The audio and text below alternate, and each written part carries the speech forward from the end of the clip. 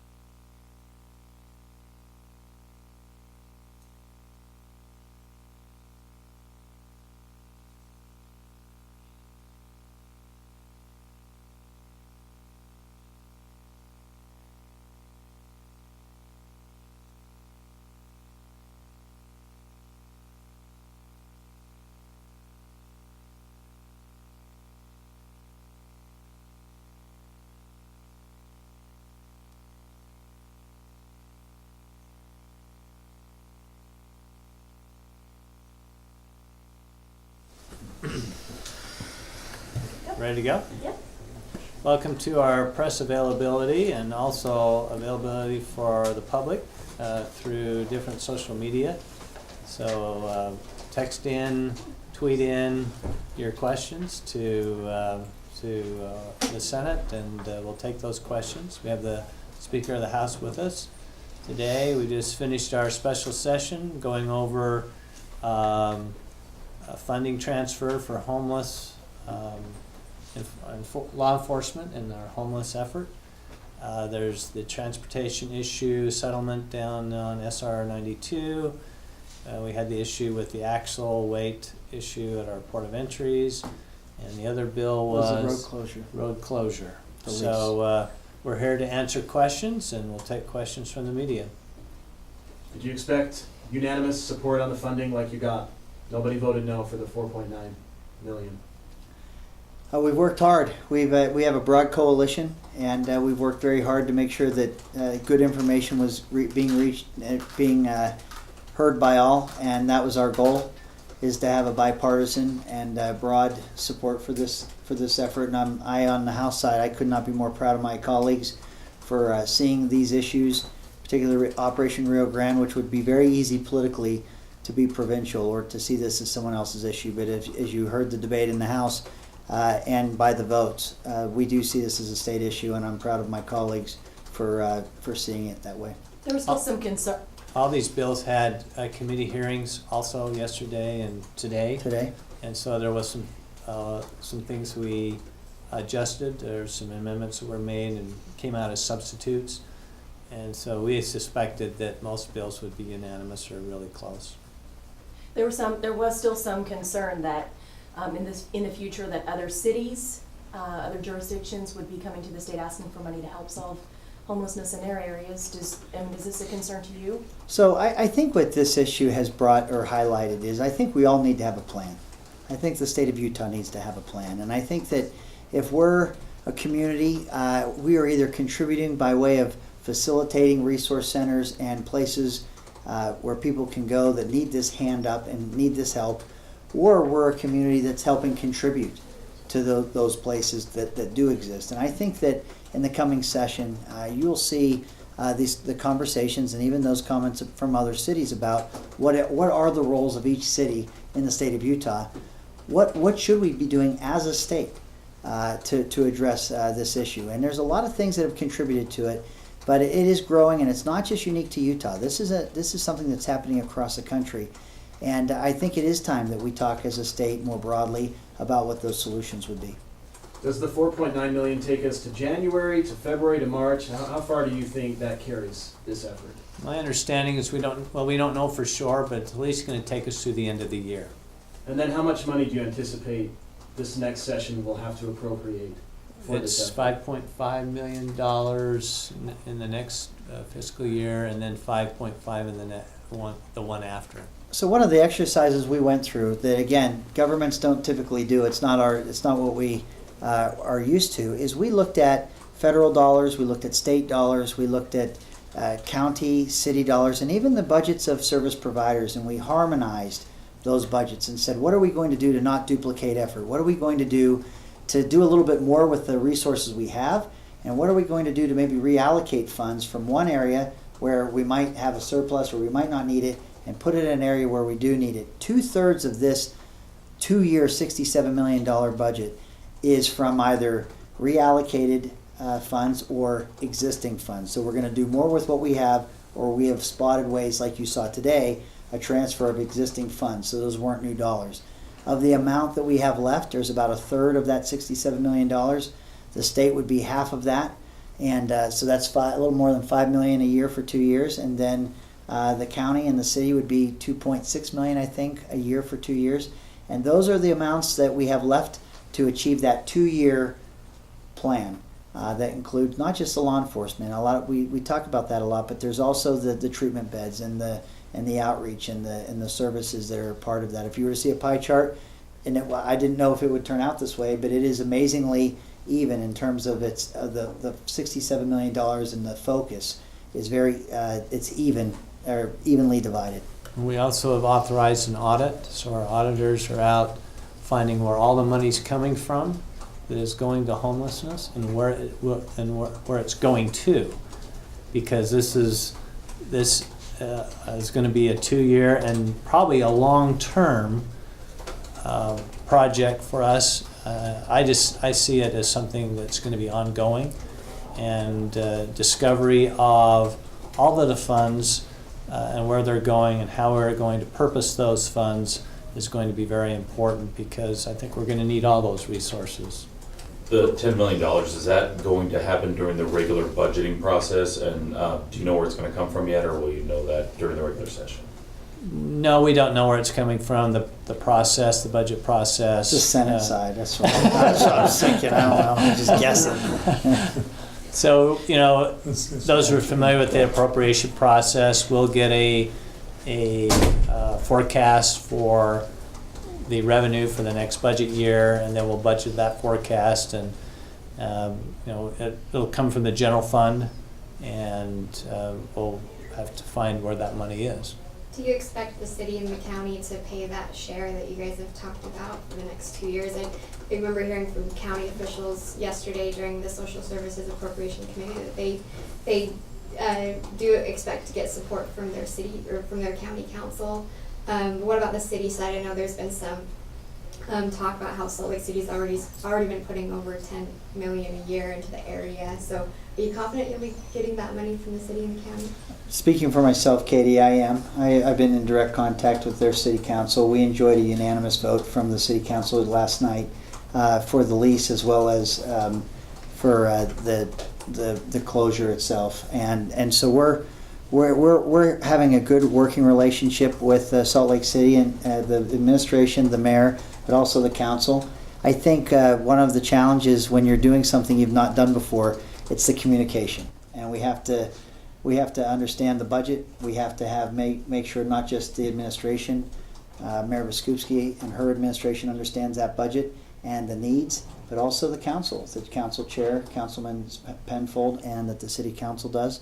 And I think as those conversations continue, I haven't heard any expression of opposition. I've heard a willingness and an appreciation to work together. So I think that the budget will be whole, and I think that one of the reasons why we will see great progress is because this is long term. You've seen in the past maybe a stab at this, or a short time where there's been an effort to try and regain social order in that area. To know that we're going to be there until we have these resource centers built and ready for people to be received, I think makes us probably the strongest step forward we've had. I always have to ask about the Medicaid waivers. The county is relying heavily on those for those treatment beds, though, and you said before that you're confident it'll pass by the end of the year. Still feeling confident? I'm impatient. But yes, I mean I'm hogging this conversation. I'll stop talking after this one.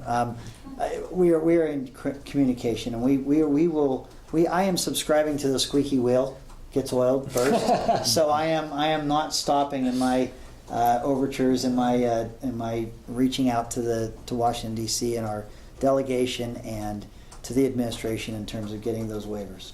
And we appreciate the effort that the speaker's put into this, because he's been leading that charge, and while we've been involved, the speaker's been the point of this, and we appreciate his efforts. I'm sorry, did you explain exactly where the 4.9, how that will be used?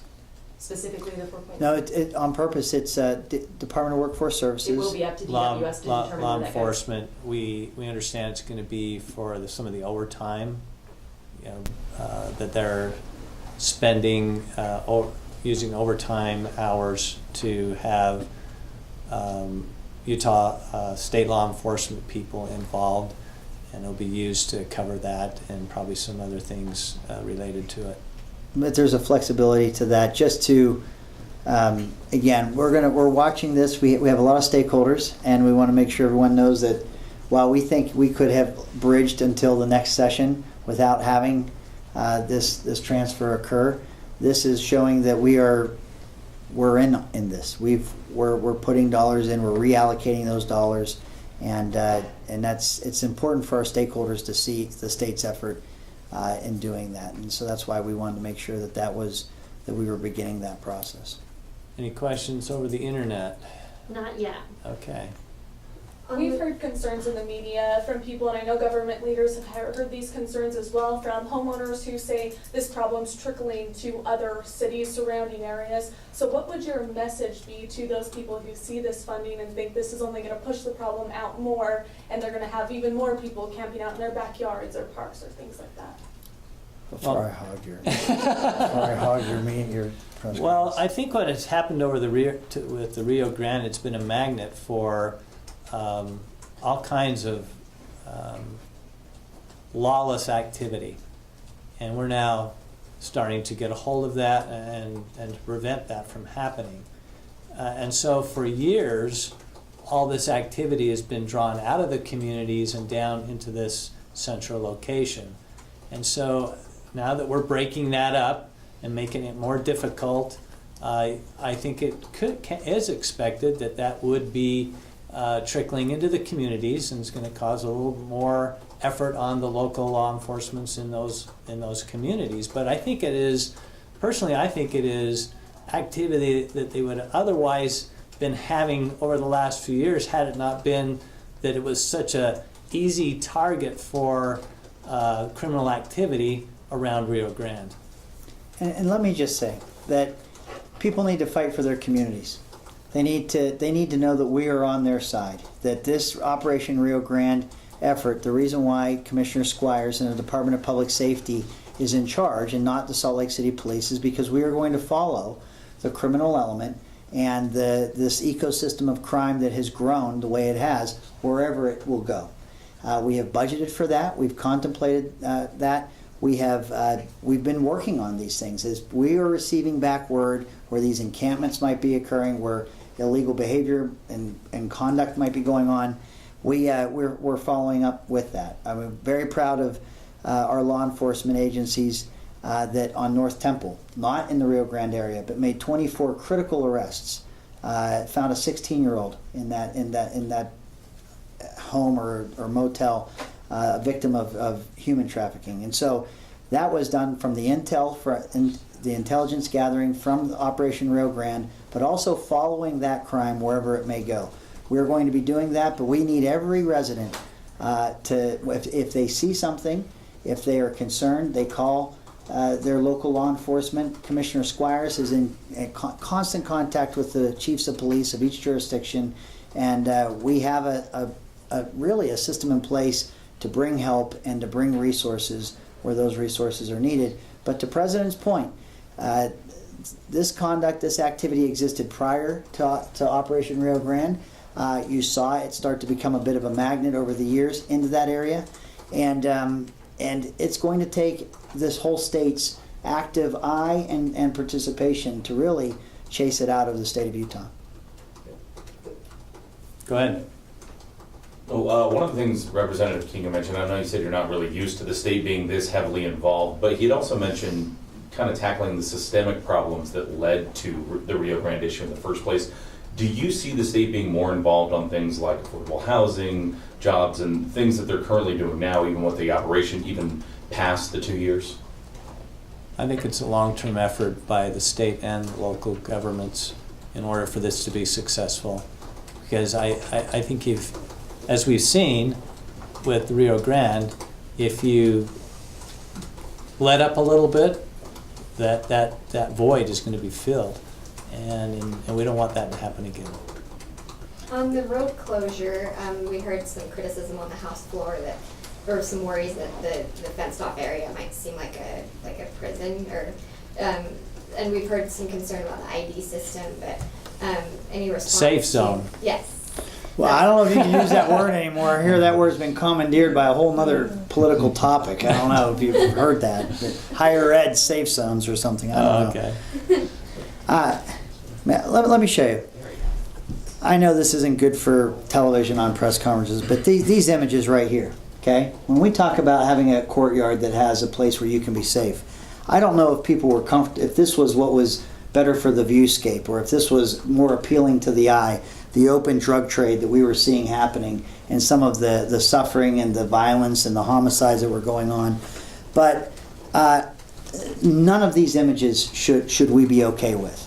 And if we find a place, if we can create a place where people felt that this was a barrier, that these circumstances were a barrier to help, and we can create a place that has a streetscape that looks more like this, something where someone can walk and feel safe where they're going, and then go and access Catholic Community Center and for the help that they need, I wouldn't call that area, that courtyard, a prison at all. I'd call it a place where there is a heightened sense of safety, as the people down, as I talk to them, less drama, as people have described to me. And so I think that unless you were comfortable with what was going on there not that long ago, and unless that open drug trade that we were watching and the violence, the Department of Health requiring you to recapture every drop of water on a sidewalk that you were power spraying because it was too contaminated to go into the gutter or sewer system, that to me is something that is unacceptable. That is far worse than what we're talking about by way of our efforts to improve that area and make it a safer place. Senator Adams, did you have a comment? No, I think there were comments about what there might be in applications to other areas of the state. We have 3 other existing homeless shelters, one in Ogden, one in Provo, and one in St. George, and we're hearing best practices come out of those. And hopefully, as we look at this as a statewide issue rather than just individual in their silos, we're able to use those best practices. And again, as we see the transition from maybe downtown Salt Lake to other areas of the state, I think there's a commitment from the legislature to follow this everywhere and to try to help everywhere. This is not a Utah problem. It's not a Salt Lake problem.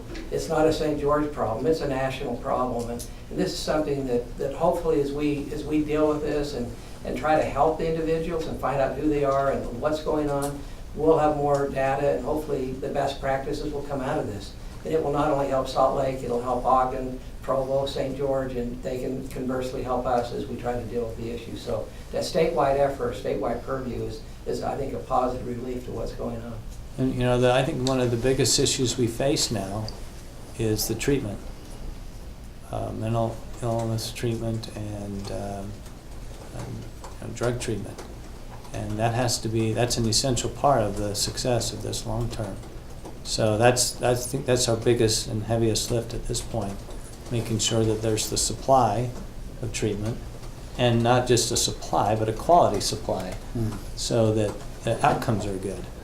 And that's while we've had a good first step here, these next steps are critical, and it's really going to take the focus of the legislature and our local governments to make that happen. Go ahead.